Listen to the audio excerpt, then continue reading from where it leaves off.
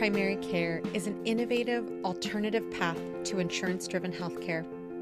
Typically, a patient pays their doctor a low monthly membership and, in return, builds a lasting relationship with their doctor and has their doctor available at their fingertips. Welcome to the My DPC Story podcast, where each week you will hear the ever so relatable stories shared by physicians who have chosen to practice medicine in their individual communities through the direct primary care model. I'm your host, Marielle Concepcion, family physician, DPC owner, and former fee-for-service doctor. I hope you enjoy today's episode and come away feeling inspired about the future of patient care, direct primary care.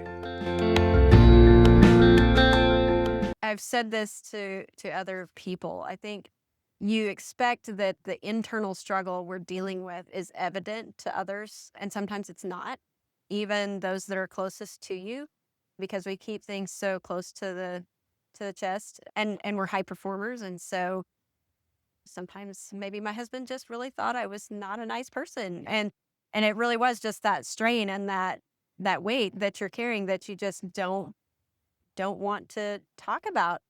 And so I think the reverse is true as well. When that weight is lifted and you feel so much better about what you're doing and about going to work each day, you anticipate that others are going to see that, and they do, but it's not as evident to them as it is to you on the inside. And so what DPC has meant for me is a sustainability of a system that was previously draining me to try to work in a system that was not made for my success or the patient's success, and transferred that into something. Yes, medicine is still hard. It is still hard to be a doctor. It is hard to tell patients bad news. It is hard to come up with that diagnosis that eludes you. But it is now a practice that I enjoy being a part of, and I enjoy seeing my patients every day and going to work and engaging with my employees. So it is definitely worth it, even if from the outside looking in, it looks like they're doing the same job. I'm Dr. Kelsey Smith of Pioneer Health DPC, and this is My DPC Story. We are here live at the Free Market Medical Association meeting 2025. Thank you so much, Dr. Kelsey Smith, for joining us today. I'm so excited to join you. The FMMA has been something I've been a part of for several years. Of course, I followed your podcast, been doing DPC for 4 years. And so to bring all of this together is pretty special. That's awesome. And it's cool that the audio might sound a little bit different to the listeners out there. We're just taking a lunch break and doing this outside of the conference itself. And I think it's really even more appropriate that we're doing this in your home state, where you are a DPC doctor who is serving fellow Oklahomans. So this is, again, it's just extra special in that lens. When it comes to your practice, I would love if you could start us off with, what was the model that you were practicing in before you went into your DPC journey? Yeah, so I think a little bit more unusual than the typical DPC practice. I was self-employed. We were a 5-physician group and 4 family medicine doctors and 1 pediatrician. We all had our separate LLCs, but we functioned under an umbrella as a group. And so it was eat what you kill. None of the senior partners made anything really off the junior partners other than sharing overhead and sharing call, because we did everything. We all delivered babies, the family medicine doctors did, and I was OB fellowship trained. We all did operative OB, so we saw our moms and babies in the hospital, and then any of our medicine patients or pediatric patients that were admitted, we saw those, had a busy clinic schedule and things like that. And really, that wasn't something I sought after, was to be an entrepreneur straight out of residency, but I was looking at all the different hospital contracts that were available to me at the time and really thought that was what I would do, until I was approached by one of my old partners that they were looking for someone to join their clinic. And at the time, he demonstrated to me that, hey, it's still economically feasible to work for yourself. And I thought, well, gosh, that's what a novel concept. So I was kind of introduced to that by my old partners to even think outside the box. It just seems ridiculous to think that owning your own practice is outside the box. But so in 2007, I moved to Stillwater and joined Stillwater Family Care and was self-employed as a part of that group from 2007 until 2021, whenever I launched my DPC. So I think it is unique that you had that experience because if you think about the majority of us, including myself, who are like, we don't even, one, know that there's a different way, but two, that you could actually run a business, even though you don't necessarily have an MBA. I wonder if you could tell us a little bit more about that discussion that you had with your history of already seeing the hospital contracts, just not finding anything that would work for you, but also hearing and translating how this could be, this idea of being self-employed could be financially a solution to what you needed without that prior experience of a business ownership. There's some of us who do realty on the side or whatnot, but for a physician to go from residency into this, I would think that there has to be that translation for how will what you've done and proved work for my life. Right. Well, I couldn't have done it without the help of my partners because they already had the business structure up and running. And the 14 years that I spent in private practice taught me a lot of the just day-to-day basic knowledge of running a business, even though I don't have a business degree or an MBA. But I just saw how things got done. We had an amazing office manager that she ran the clinic on the business side the entire time. She still is there. She's been with the clinic since it was established and continues to help manage that practice. And she was a big reason for the business success because, as many of the speakers here have pointed out, the ever-changing, like the resetting of the goalposts for private practice, well, for any practice, but it's set to make winners and losers. And private practice physicians are always strategically made to be the losers in that argument because the bigger players are trying to monopolize the healthcare system. And so it makes it incredibly difficult for small physician groups to continue to compete. And she was amazing at, okay, well, yes, but we can now bill for care management. So we need to hire a care management nurse. And now there are some alternative payment models out there. If we participate in that, we can save some money here and make a little extra by meeting certain metrics. Now, MIPS and MACRA are coming along, but we can be part of an ACO. And so she really did help keep us afloat by helping us play that game to the best of our knowledge at the time, because the rules are always changing. And so knowing all of that, I stayed in touch with her, I think, when I was working there more so than my other partners to kind of understand what games she was having to play on our behalf to make sure the practice remained solvent. Whereas the other partners, I think, would have more happily just stuck their head in the sand and been like, okay, we're still making money because I'm still bringing in so much revenue per month or whatever. They didn't really see the changing climate as intimately as I did because I helped with some of those alternative payment models, the continuous or comprehensive primary care initiative, CPCI. We were one of the first practices in the first wave of that to take part in it. And I was naive enough when those initial initiatives came out. I was like, this is great. The powers that be are now refocusing on primary care. And they're finally seeing that we have worth and that we have value. And so for the first year or two of those government initiatives, it seemed like that was maybe going to play out. But then it's after the first year or two where you come back and you're like, yes, see all these wonderful things we're doing. And then we're like, yes, but that's not enough. Now you need to do this. And so, like you say, the resetting of the goalpost is just incredibly frustrating to realize you're never going to reach what they consider to be quality care. And so it was when MIPS and MACRA came out and I realized that this was not going to be sustainable for our private practice. The image that's burned into my mind is just, I think it's in one of the Back to the Future episodes where there's this burning train that like plummets off of a cliff. That scene just like replays in my mind. The insurance-based model of healthcare, I feel like, is that train just headed off the cliff and maybe almost in slow motion because the people on the train don't even realize they're on it. But once I knew that I felt like that's what was happening, I felt like I had one of two choices. You either stay on the train and plummet with the burning wreckage or you jump off. And it's scary to jump off, but it was the only solution that really made sense to me. I first, like I said, considered DPC when MIPS and MACRA came out. I think that was 2015. I might not have the years exactly right, and I read Doug Ferrigo's book, and I remember taking it to my partners like, hey, I think this is what we need to do and get out of these programs. This is one way we can continue to make it as private practitioners.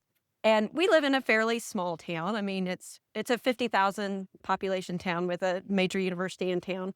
But they're like, no, that would never fly here. There's just not enough high wage earners. They were kind of equating it with the classic concierge type model. And I was like, no, I think you're wrong. I think you're wrong. I think we could do this. But like I said, our office manager was really adept at finding ways we could continue to function. And so instead we signed up for an ACO and we kind of made things work for a little bit longer. And it wasn't until really COVID came along and hospitals really, really struggled. Physicians in general struggled. It got to be ridiculous to try to go to the hospital and deliver a baby during COVID or treat any patients when you were trying to juggle then inpatient and outpatient work. And I was the youngest by a few years of my partners. And I had not come to the point that I was going to call it quits necessarily with hospital-based medicine, but they did. And they came, they're like, you know what, basically like the saying, we're just getting too old for this crap. And so we let the hospital know we were going to stop seeing hospital patients. We were going to stop doing deliveries. But I thought, well, this is my chance, because that was the one thing I didn't know how to structure for my DPC practice. So I know there are definitely DPC practices out there that offer OB, but I did not know how to make that work for my specific situation because I relied on my call group. I had a lot of Medicaid deliveries and things like that. So once we decided and made that leap that we are no longer going to deliver babies, that's when the decision to do DPC was a whole lot easier for me, because I was like, you know what, there's no reason for me not to. Totally. I wonder, as you explain how your office manager really helped find creative ways, I also wonder if when you look at your partners, your former partners, and you think about how they weren't necessarily as engaged with learning about the business, how it is staying afloat. I'm wondering, did your clinic manager mention these things as you were also asking them, guys, you realize that this is not necessarily going to be working as easily as it might be today because the goalpost is consistently changing? Yeah, no, for sure. I mean, she became a bit of a one-man show as far as the reporting processes go. Anybody who kind of has lived through that time frame knows that there were different quarterly reports that had to be reported. And if you're not using the right EMR, it may not, the boxes that you click may not actually populate the right data points. And so you may have gotten 90% of your patients their mammograms that year, but the EMR only uploads to the federal government that it only like half the time did you get your mammograms. And so it really didn't matter what care you delivered. If it didn't check the right box, then it didn't get reported to the right entities. And so she was really invested in staying up there till midnight, some nights, the nights before those reports were due, to make sure all of those structured data points got into the right places, whether they were originally charted that way or not, going back and looking at raw data, making sure the right things were clicked and that we were getting credit for the work that was done. So in that way, she was very intimately involved in that, and she would tell us a lot about that, and work by working overtime and things like that. She was compensated for that extra work, but I don't think anything can compensate for just the frustration that causes. And not to say that my other partners weren't business savvy. I mean, the senior partner in our practice was very business savvy, but he knew that he did not have the bandwidth to deal with those things, and our office manager did such a good job that he focused more on other business aspects of the practice. So I learned a lot from the entire experience. I wouldn't have it any other way. I admire people who start their DPC right out of residency. I don't think I could have. It was a big enough leap for me to join a group that was doing private practice. And I think that now that the DPC movement is growing, that's probably a more feasible option for people looking to do DPC right out of practice, is to find some of us that have already done it and learn the ropes from us. So I totally agree. And I think that sometimes, because I know I've been there myself, even in DPC, sometimes when I'm like, it is so overwhelming for whatever it might be, like an entire shipment from the wholesale, whatever pharmacy came in, and I'm like, this is overwhelming. I cannot face inventory today. I'm going to do anything but. yeah. When it comes to business, that is a massively different type of overwhelm, because especially when you know that financially it makes a difference at the end of the day for yourself, but also it makes a difference for the future of your profession.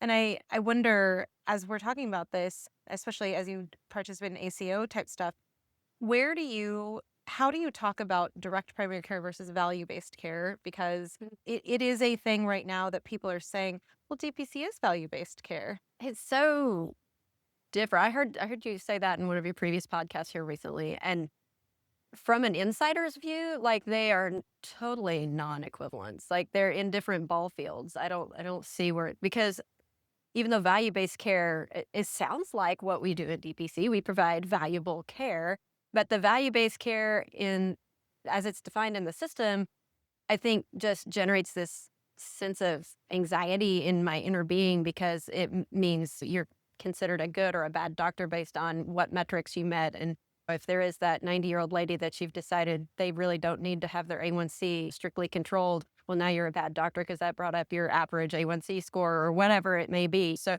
I talk to my patients about this a lot when we're talking about guidelines for maybe whether they're due for their pap smear or their mammogram, and maybe whether they're choosing to do that year or not, and just the different intervals that things are recommended at, and why is that the case? And that's what I'll tell them is that population-based recommendations are very different than when you're sitting face-to-face and talking with an individual.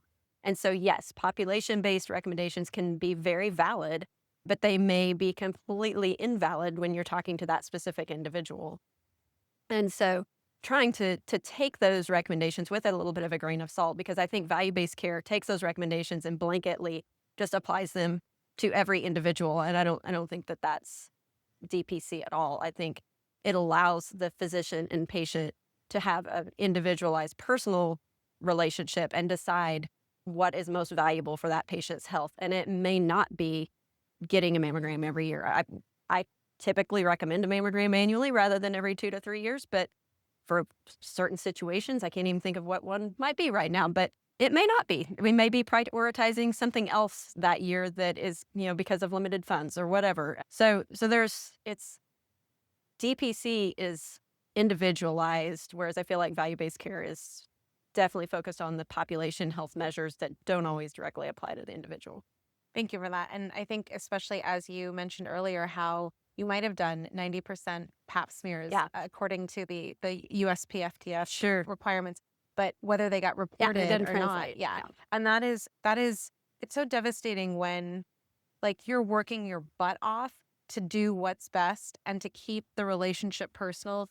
And then you have an hour and a half of patients waiting in the waiting room. Like, it's so tough. Yeah, because you start to realize with all the reporting measures that are out there, that you're like, wait, I did all of these, let's say pap smears, like you said, or I ordered all of these mammograms or colonoscopies or things that we're being judged on how we performed. The payer paid for them, so the payer already knows that they were performed because they wrote the check. But yet I have to prove to them that I did them by reporting on what they already know happened. And so then you start realizing that it really is a game, like Dr. Norman Imes was talking about, that you cannot win. It's not designed for you to win. It's almost sometimes when it's tax time. And so I've seen the meme out there where it's like the IRS says, we know how much money you made and we know how much you owe us. And you're like, oh, great. And what is that number? We're not going to tell you. Okay, well, you're going to have to guess. And if you're wrong, you go to jail. But it feels the same way with some of the value-based care incentives in primary care. It's like, you already know which ones I ordered and what you paid for, which is different now in my practice. I always kind of chuckle to myself just a little bit when I get some of those faxes from payers now, because they're like, oh, it looks like your patient's not taking their statin or their ACE inhibitor. I'm like, yes, they are. They're just getting it straight from me. And you don't see that transaction. So those go straight in the trash can, but to be shredded, of course, if there's patient-specific information in there. But yeah, it's just, they hold all that information. And I do try to sometimes tell patients when I get those things back, they're like, hey, Big Brother just sent this for you, checking in on how you're doing according to national guidelines. And patients do start to ask those questions then. Well, how did they know that? Yeah. Why is it their business whether I'm taking this or that medicine? And so that personalization of care is not just the feel-good type of medicine. It really does take, to some degree, Big Brother out of the picture a little bit. Yeah. So let's get into your DPC transition now, because you went from this private practice where you were working with your partners to now, as I was commenting before we even started recording, a flippin' amazing, beautiful building. Thanks. And it is this journey that I'm sure your 10 years ago self would have been like, no, we're not, that's not even possible. No, I'm just exactly. a doctor. Right. Yeah. It was interesting because when I started to consider DPC, I still thought of our group as kind of a collective entity. And I considered myself, I was going to maybe be the guinea pig, but I really still thought that we would stay together as a group and everyone would transition to DPC, because I had it in my brain that there just really wasn't any other logical conclusion. And obviously, people have different opinions on everything. So that's not necessarily the case. But in 2020, when I started thinking, okay, the timing is basically nigh, there were no in-person meetings. I did the Hint Summit virtually that year, and the DPC Alliance was hosting masterminds because trying to keep large gatherings to a minimum. These more intimate, smaller gatherings were a solution that they found in the COVID era. And so I remember going out to Amy Walsh's practice in Raleigh and meeting her and Dr. Tom White, and who else was there? Tell me, Sparks Start Fires. Julie Gunther was there. So many of us that are now common names, like superstars in the DPC just era, or were there at that mastermind, largely because Doug was getting ready to retire.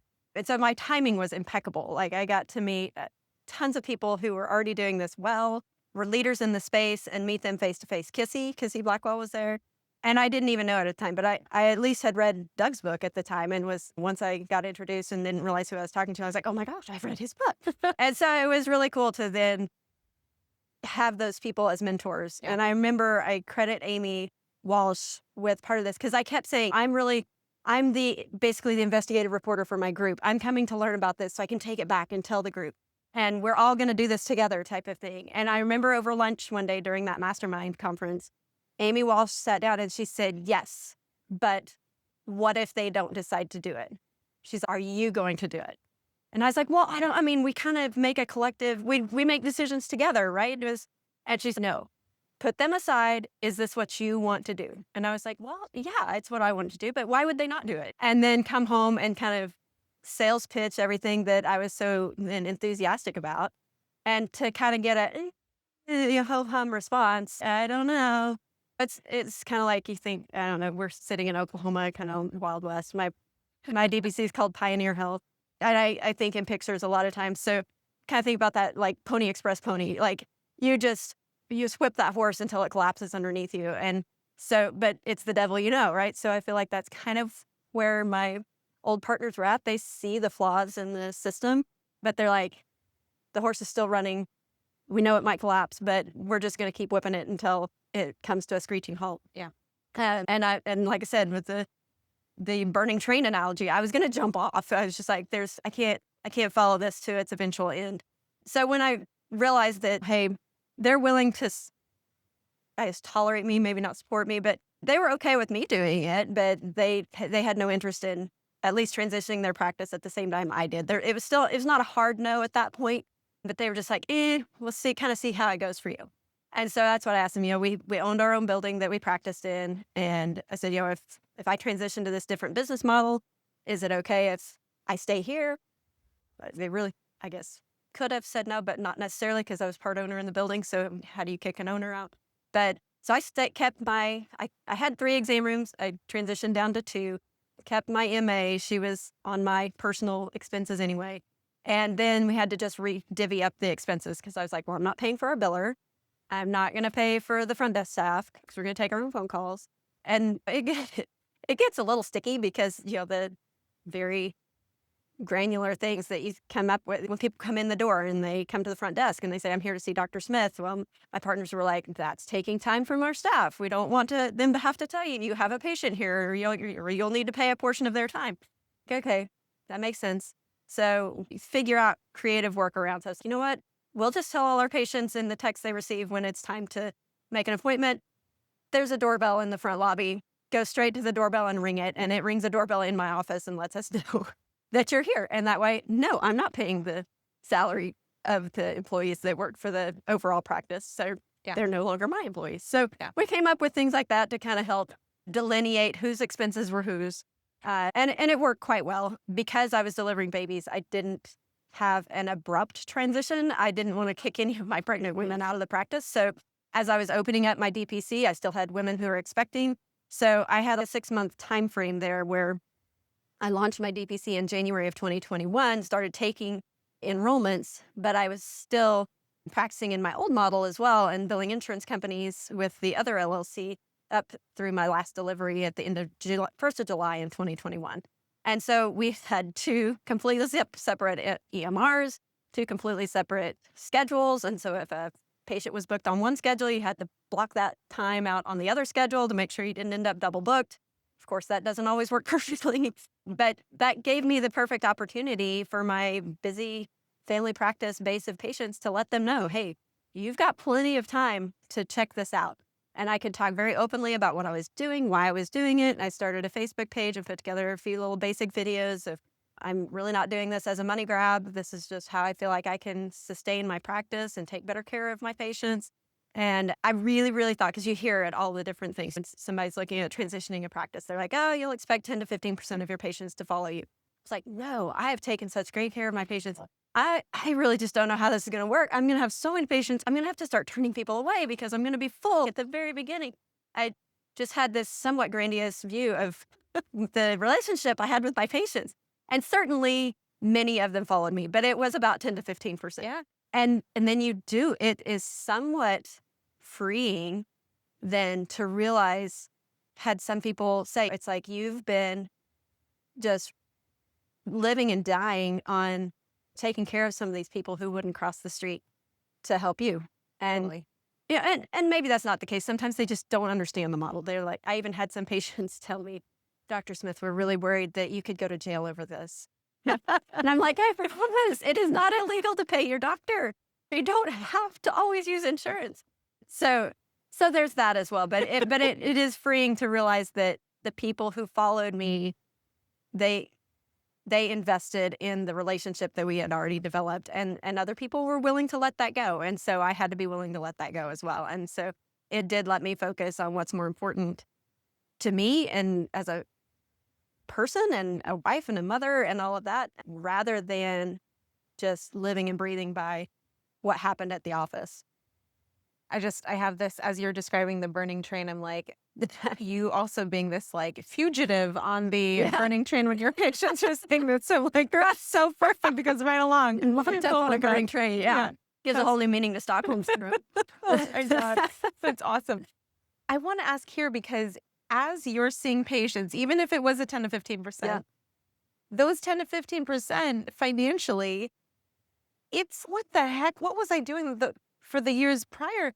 Because I don't know if you had this reaction where you're like, wow, like it literally is this many number of patients at this rate per month equals, and I didn't have to code for any of that. Right. Well, I have to say, we played the game very well. And so the system financially rewarded me quite well for all the work that we did. But as a self-employed physician for all of my career since training, I like to just point out, like, you can be self-employed and still hate your boss.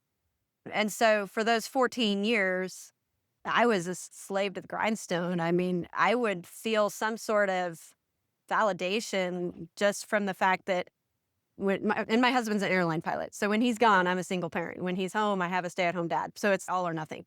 But when my kids were little and I was delivering babies, there might be a time where I had to drag them up to the hospital and they sat in the physician call room because I had to manage a delivery and take care of the newborn. And then that was in the middle of the night. And then now it's time for you guys to get to school. And I would somehow get them from the call room to school in time, and then maybe change clothes, probably not, go straight to clinic and start my clinic day. And then maybe I had somebody else in labor. You know, there were days where I remember just vividly so much happened that it seemed like not humanly possible to get it all done. And then you like pat yourself on the back for that. You're like, look at all that I accomplished. And you're like, why? Why do we pride ourselves in that? Yeah. That we're just running ourselves and our family to death. But it's what I did for 14 years, my kids. And that's, I kind of laugh to some degree. I don't think my kids would ever have considered a career in medicine just because of what they saw growing up. My son has watched My DPC Journey, and he actually is thinking maybe medicine wouldn't be a bad idea. He's super funny though, because he's like, is there a part of medicine where you don't have to see patients? I was like, actually, you know, so yes, now he's thinking about pathology, truthfully. But oh my God, I could cure cancer. I could do all these things as a pathologist. Anyway, so he's reinventing what his perfect scenario of a career looks like, but who knows what he'll end up doing. He also likes automotive and is at the VOTEC program with that. So, but it's just interesting to think through the different different ways people can serve patients well. Yeah, totally. I will say though, for the listeners especially, like we all know those people in our medical school classes who went into pathology and that it was like the best fit for Right. them. Yeah. And they wanted that for those reasons. I love it. I love Exactly. it. That's awesome. So when you were going from this place, so you had some moms who were still about to deliver, you gave this 6 month sort of runway Yeah. between DPC and you're on 2 EMRs. What was it like when you were fully into DPC, especially as you had access to your old Mhm. records, you had your MA come with you. Yeah. Do you have any tips for other people who are transitioning their own patients from fee-for-service into direct primary care? If you can educate your patients, do so. I mean, I know that that is restricted in so many scenarios where maybe you're not even supposed to tell them you're leaving until your last day or whatever. But if you can educate, whether that's in person or through social media or some sort of email that you send out to people as a newsletter, just letting them think that over, because I think there are very few people who are going to say yes the first time they hear it. There are a few of my patients who I told them what I was doing. They're like, yeah, none of that made sense, but I don't want to lose you as a doctor. So where do I sign? But the majority of folks were like, okay, let me think about this. And so earlier, as you're transitioning your practice, you can introduce the model to patients, because at least in this part of the country, it is still unusual that we have somebody calling that really understands what direct primary care is. I say she's my front office staff, but everybody's kind of multi-trained to do everything in my practice. But she took a phone call the other day and I could hear her talking to this individual, and it's typical that how did you find us? Do you know what our practice is based on, what our business model is? And she was starting to explain, and you could just tell the person on the other end cut her short. And she was like, no, I understand, what DPC is. And she's, oh, okay, so you're moving here and you had DPC in your old hometown. She's okay, so you get it. And she's like, yeah, basically cut her short. And it's like, you don't have to sell it. Yes, I know what I want. But that's unusual. It doesn't, I think one of the other presenters here said it. If you build it, they won't necessarily come. You do have to do some marketing. That is not a 4-letter word, but you don't have to do massive amounts of marketing the way that people think of it. You don't have to go hire an ad firm and spend tens of thousands of dollars on marketing. Depending on where you're at, usually that's more grassroots. Join your chamber of commerce and let them know what you're doing. And if you are transitioning a practice, they may already know who you are. And then they're more interested in like, well, why aren't you doing what you've been doing the past 5-10 years? And so they have a genuine curiosity. Everybody likes a good story, and not that you want people necessarily gossiping about you, but it's not necessarily a bad thing to be on the moms forums in your community on social media. Or as you start to transition some patients, it's been said before, but it's true. Your patients are your best marketers. Mm-hmm. And so I love it when I look at our community Facebook page for our small town, and it's not uncommon. People ask, who's the best doctor in town? Well, who should I go see as my primary care? And then to see my patients really go to bat for me, because I don't ever post it, hey, you should come see me. But they will. They'll be like, hey, my doctor's the best. She takes cash pricing. You should go see her. And of course, I see people recommending my old partners and things too, which is great. They're wonderful physicians. But your patients, once they figure it out and have kind of seen the light for themselves, will do the marketing for you. Yeah, absolutely. And I wonder, as you were getting people really understanding what you do, because you were just being a doctor and you were free of these coding requirements, how did you either change or further optimize the way that you're practicing or how you were talking to people based on what you were hearing from your patients in that first year? Yeah. So your elevator pitch is not a static thing, right? Because you do need to become more perceptive as to what the individual you're talking to, what their needs are. And so for one person, it may be that, hey, you don't have to have insurance. If you're not covered by any program, we're accessible to you at a cash-based price. And other people are like, you know what? I don't care about that part of it. Some people are like, well, do you take my insurance? And then you have to kind of pivot that and be like, we see patients of all different kinds of insurances, but we don't necessarily, we don't get paid by them. And that's to your advantage because we help you to negotiate how to best use your insurance because I'm not paid by them. I work for you to help you decide, is that MRI best to be paid for by insurance and jump through their hoops to get it? Or is it better to use your HSA money Yeah. and just go pay for it? And so you have to kind of know the patient. And so I would say with an elevator pitch, you develop a lot of different trains of thought in your brain. But I think it's smart to always ask whoever you're wanting to pitch to a few questions to begin with. Find out where they're coming from. Are they an employer? Are they looking to bring 5 or 10 lives to your practice? Are they a mom? Are they in a healthcare crisis right now? What are the things that are going to speak to them that they need? Because they can tell you what's broken in the U.S. healthcare system for them. There's so many points where there's pain points for people, but they're not the same for each individual. So Totally. if you can tailor what your spiel is to what their experience has been, you're going to be much more successful than if you just always spout the same information and it may hit the target or not. Totally. I love that. And I completely agree. One of our most helpful questions that we have on our applying to be a member at our practice form is, what are you looking for in primary care? Yeah. And it's a very open-ended question. And we will get, just like you're saying, the answer of what type of personal medicine they are looking for in their own words. And so it really cuts down on length of time you need to spend on a meet and greet, but also you have, this is what I love about DPC, is that like every time you have a conversation about your own practice, you hear a different way people are translating it. So as you have more conversations, you can bring up these examples for people who are similar to your existing patients, which I think is so just reinforcing that personability of our model. Yep. Yeah. In terms of Oklahoma in particular, I mean, we've talked a little bit about how it is unique. One of those things that you mentioned is that it's not maybe as well known. DPC is not maybe as well known as somewhere like Texas, like Houston, where there's a gazillion. What else about Oklahoma do you find is unique about practicing as a DPC physician? So I think Oklahoma is, as far as like the regulatory climate, the political climate, is very open to DPC. There is a long history in Oklahoma of just being a self-made person, a self-made man. And so I think people, once they figure out what DPC is, they're very supportive of that. And I think the political climate is very supportive of that. But those people who have that idea of you can make it on your own, I think will invest more because they have kind of an inherent distrust for systems. They don't feel like the man has their best interest at heart. And truthfully, there's a lot of truth in that. But because of that, I think people who even have great insurance, whatever that is, and once you get their attention, are more likely to support DPC just because of kind of the climate that's here. Yeah. And given that we're at the Free Market Medical Association conference, this is definitely a space where people who are not necessarily physicians, but people who are building self-funded plans, they're looking at community-owned health benefits. Yeah. They're all talking amongst people like yourself and myself who are the physicians giving the care.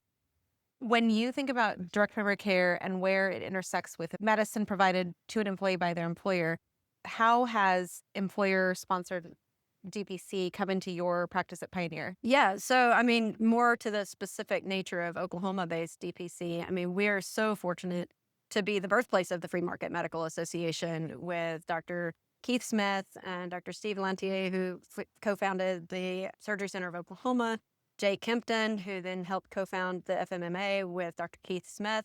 So we've got such a heritage here of kind of being a warehouse of just innovation and ideas that has spread nationwide. So that is super cool, and have been able to make those connections early in my career has been incredibly valuable.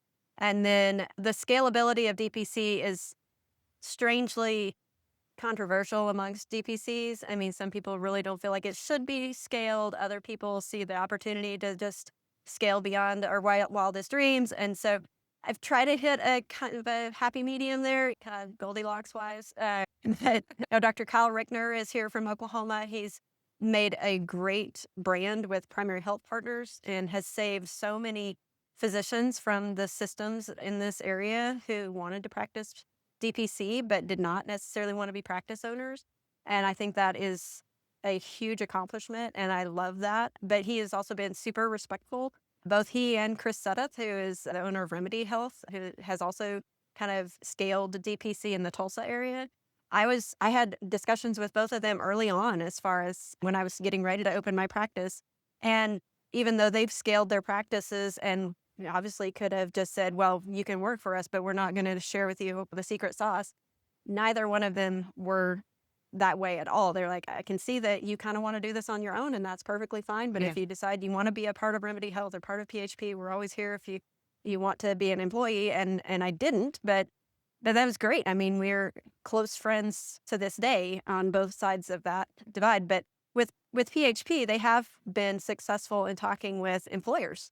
And the very first employer group that Dr. Rickner was able to recruit is a local, and several other people in other areas of the country probably have heard of it too, but Life Church is based out of Oklahoma City, and it's a televised church broadcast, and you have your local church staff, but then the main sermon is televised from the main campus here in Oklahoma City. And so Dr. Rickner attends that local church here, and he was telling the staff, I really think that this would be something great that we could offer to the church employees. And you're like, yeah, that's great, but we have 26 campuses.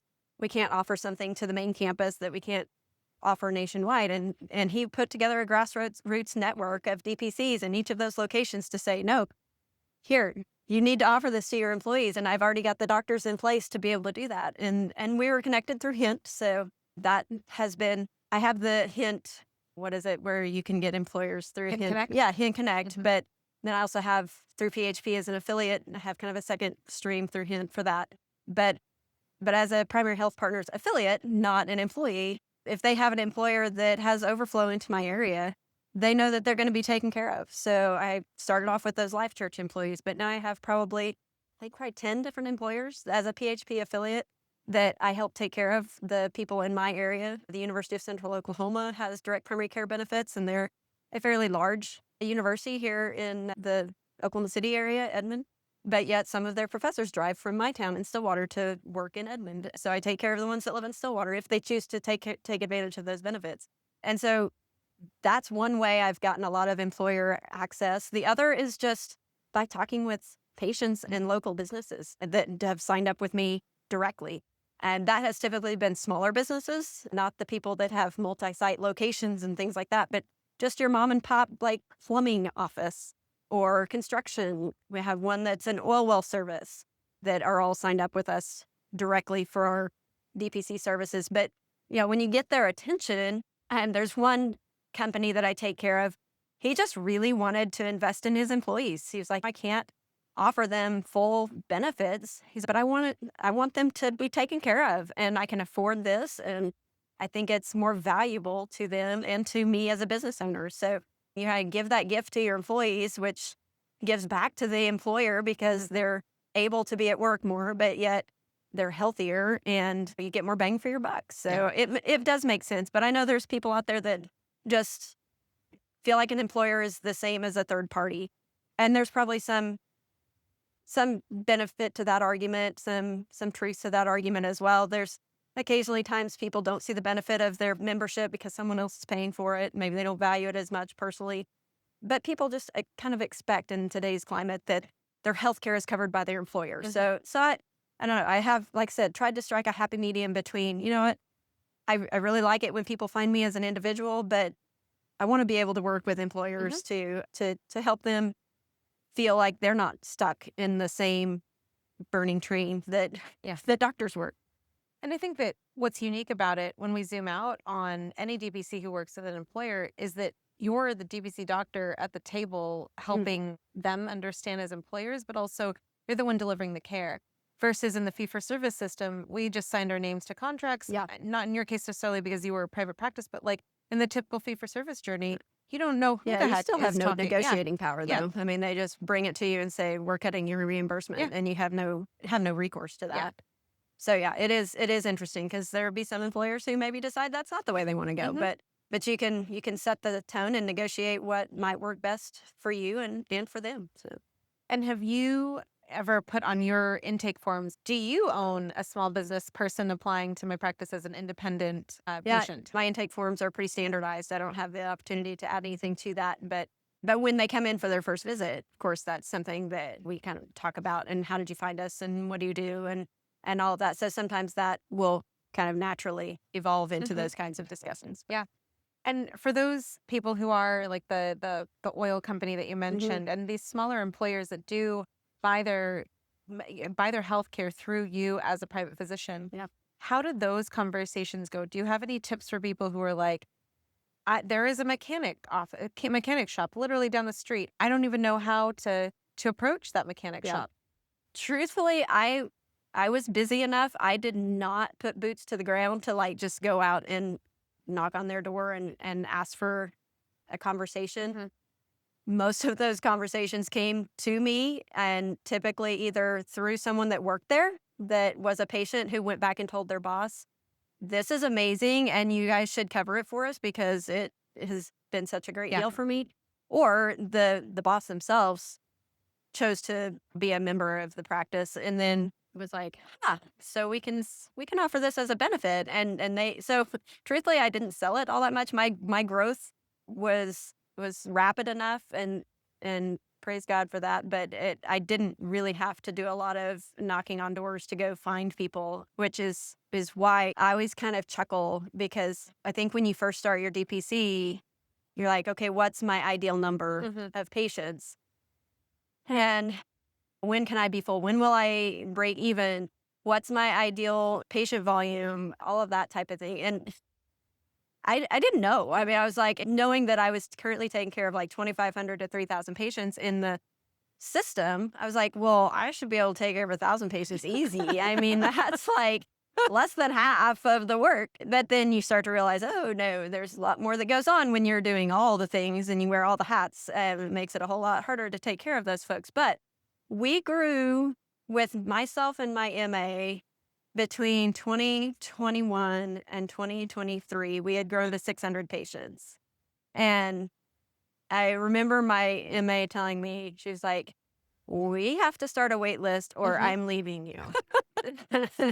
And so we started a wait list. But then I was able to thankfully get more help. I had a second employee that joined the practice. She came to me saying she had worked in the healthcare system in the local hospital too long. And she said, I can't do it anymore, but I see what you're doing and I want to be a part of it.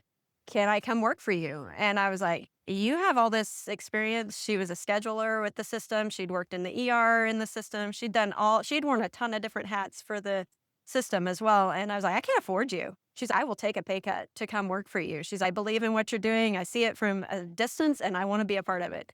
And now a year and a half later, she's an integral part of the practice as well, kind of functions somewhat as the administration or front desk staff. While Joni, my MA, she has been with me for 18 years now. And so she's my right-hand person that it really is my closest clinical assistant, although Angie can do all of the clinical things really too. They can both draw blood. They'll know the referral techniques and the referral sources and things and ways to do everything. So I couldn't have grown like I did without that help. And so with that, our wait list didn't stay closed very long. Jackie didn't quit. She didn't quit. So yeah, we continued to grow up to 800 patients. And now thankfully I have a second doctor coming on who can be a pressure relief valve of sorts to me. And she can start building her practice because that's the other thing, Joni, knowing me as long as she has, we joke a little bit because our working relationship has lasted longer than a lot of marriages.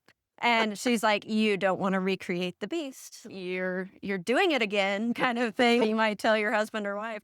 And I'm like, I know, but there's people that need taken care of and I can do it. And she's like, yeah, you could. But anyway, so I have to listen to those people in your life that know you well to make sure you're not falling into the rut of that same old habits that, where you become a workaholic and work yourself to death.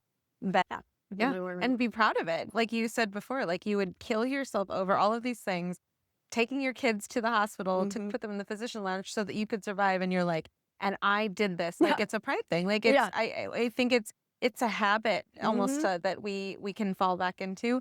When it comes to the physician entrepreneurial journey, you and I don't have MBAs like we've said during this interview already, but when you think about maybe like the top 3 emotions or experiences that evoke emotions that you went through, that you've been through so far in your DPC journey, what are like the top 3 most surprising things that you would never have known because you don't know until you Yeah. do it.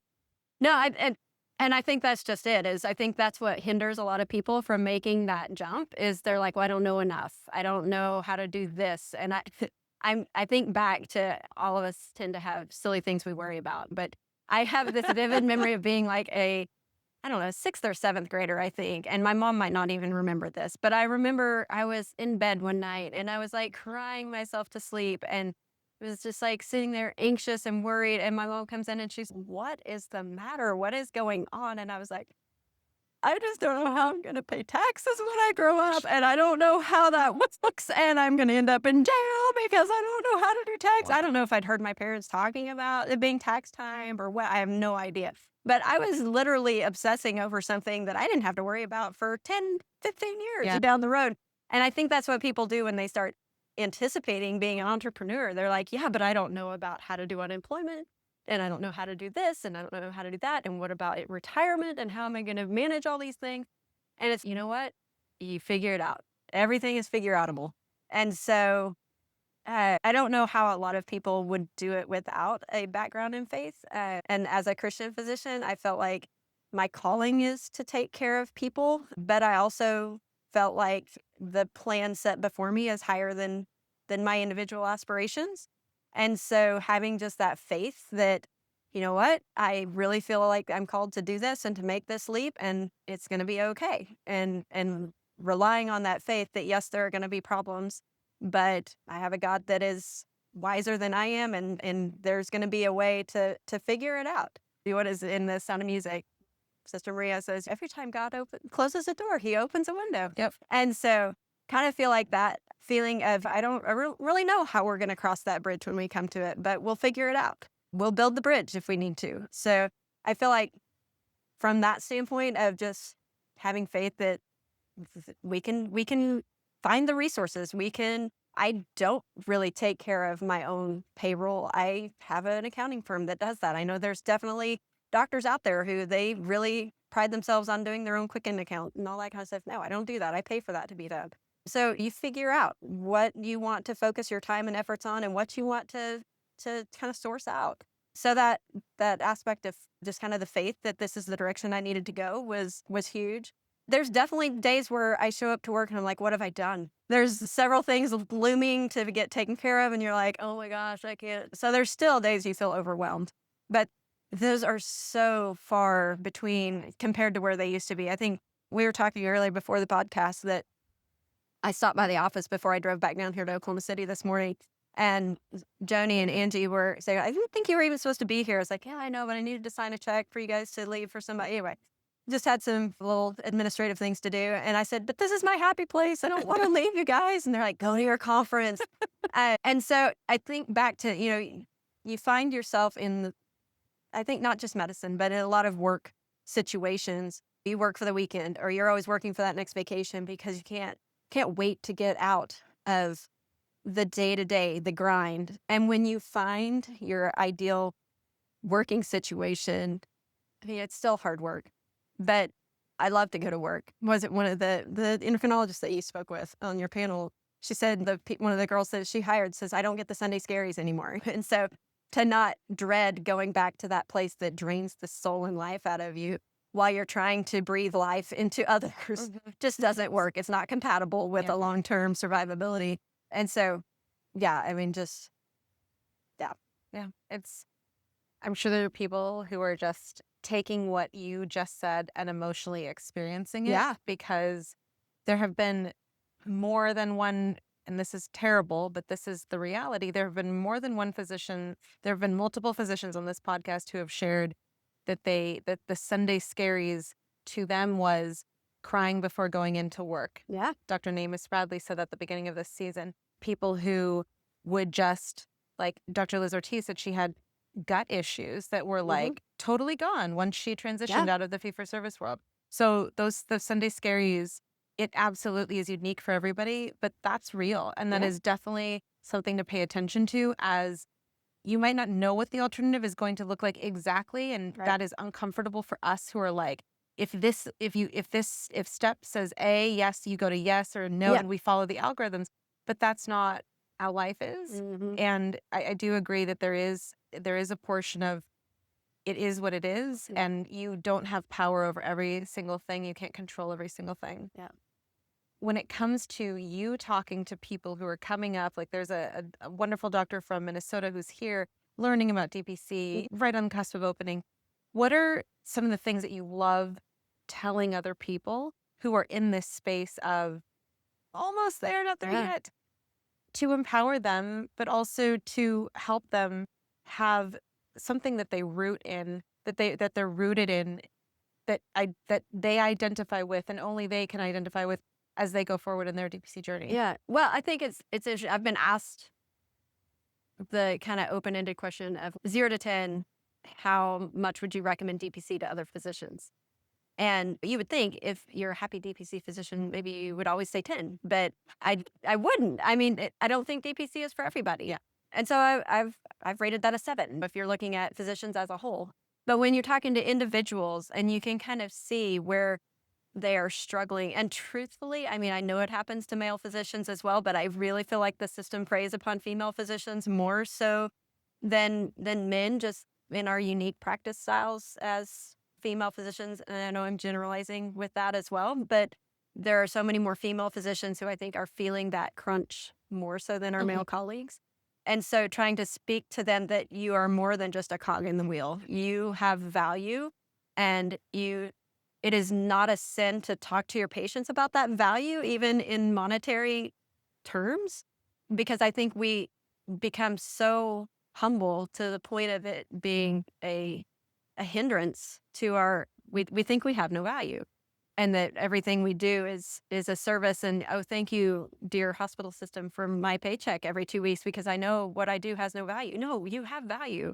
And I think once you start to realize your value, you start to realize really how, you can't pour from an empty cup, right? Mhm. And so once you realize your own value, and that may not mean self-care in kind of the modern way we think about it, go get a pedicure, go take a vacation. No, you can still be at work and getting your cup filled.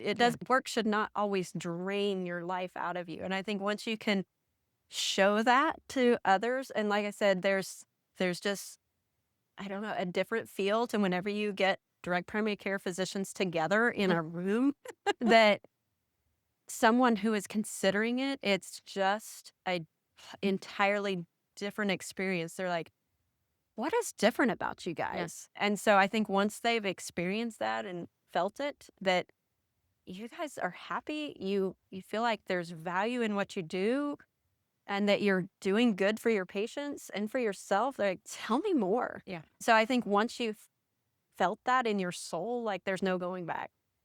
It's amazing. Well, thank you so much for sharing about Pioneer and your journey as a physician who went from residency to being a private physician to being a private DPC physician.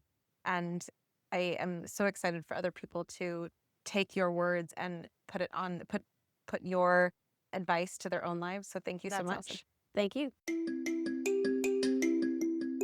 Thank you for listening to another episode of My DPC Story. If you enjoyed it, please leave a 5-star review on your favorite podcast platform. It helps others find the show.